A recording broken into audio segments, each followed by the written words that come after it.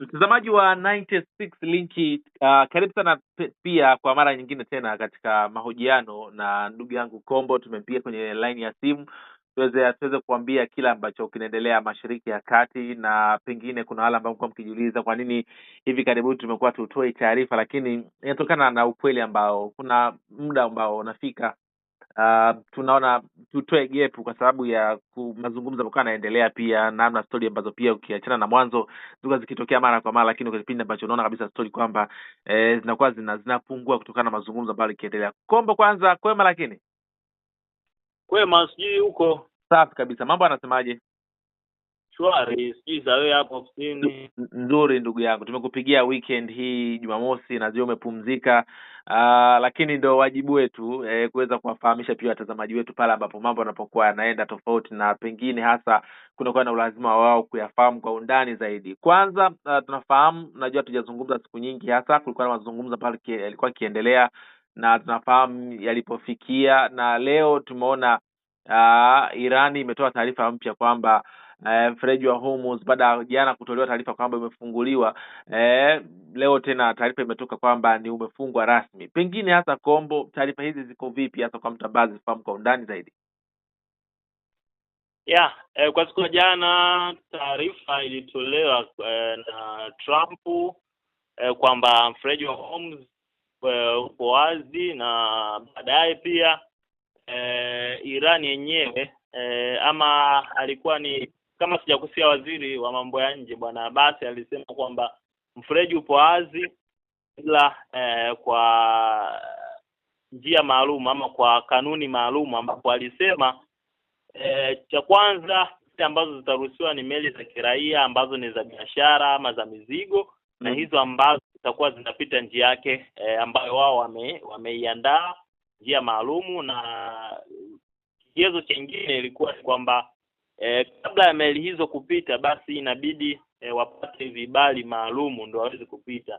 Na vile vile kigezo kingine walisema kwamba meli yote ya kijeshi ama ambayo inahusiana na meli za kivita haitaruhusiwa kupita. Baada ya statement ya Trump, na wakatoa hizo statement kwamba inabidi meli ili ipite iwe na vigezo hivyo vitatu. Lakini leo asubuhi ama mchana hivi ndio ikatoa hiyo taarifa kuwa jeshi la Irani imesema mlango bahari umefungwa wa Hormuz. Hii inatokana kwamba licha ya Trump kusema kila kitu kimeenda sawa na mlango bahari uko wazi, lakini ile kizuizi bahari ama ile bezi ya kijeshi iliyowekwa mbele ya mlango wa Hormuz ilikuwa haijatolewa bado. Kwa hiyo kutokana na hicho ndo maana Irani ikaja na statement kwamba huu mlango bahari umefungwa mpaka pale Trump atakapoweza kutoa zile meli za kijeshi mbele pale. Na bila shaka kwenye hayo makubaliano yao pengine ya Pakistan ama hayo mengine ambayo wanatarajia kuyafanya, ilikuwa Marekani itoe zile tuseme kama check point mbele ya mlango wa Hormuz ili mradi mambo mengine yaendelee. Lakini kutokana na kudelay ama kuchelewa kwa Trump ama kwa jeshi la Marekani, ndio Hormuz Iran ama IRGC imeamua tena kufunga. Na taarifa zilizoko kwamba takriban meli mbili zilishambuliwa baada ya tangazo hilo kutolifuatilia, kutozingatia. Pengine hasa umezungumza kwamba kuna ndege meli mbili zimeshambuliwa. Pengine ni meli za wapi hasa hizo? Meli hizo zinadaiwa ni meli za India takriban mbili ambazo zilishambuliwa.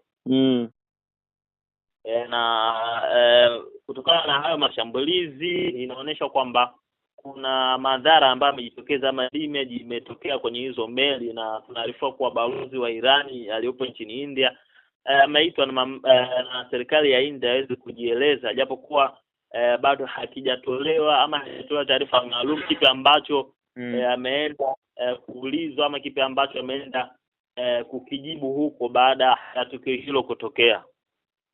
Lakini Kombo, kuna maelezo ambayo yalikuwepo, pengine hasa tunafahamu India na Irani ukiacha kwamba kuna wale wanajeshi wa majini wale ambao walienda kujifunza kule, kuchukua baadhi ya mafunzo, ile wakati wanarudi walishambuliwa.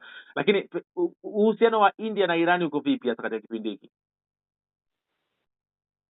Uhusiano wa India na Irani kwa hivi sasa bado hauna mwelekeo mzuri ama haueleweki, kama ulivyosema kwamba kabla ya vita hizi kwanza, kama mwanzoni mwa vita hii kwanza, kuna wanajeshi wa maji walitoka kule nchini India na baadaye watufika njiani walishambuliwa, na inavyosemekana information zilipatikana kutoka kwenye jeshi la India ama mamlaka ya India kwamba meli ipo wapi sasa hivi, kwa hiyo mnaweza kufanya kile ambacho mnakitaka. Alivyoulizwa India walijibu kwamba sisi tulishamalizana nao, kwa hiyo walishakuwa wameenda kwenye maji ya kimataifa ama bahari ya kimataifa, kwa hiyo sisi tulikuwa hatuna tena mamlaka nao.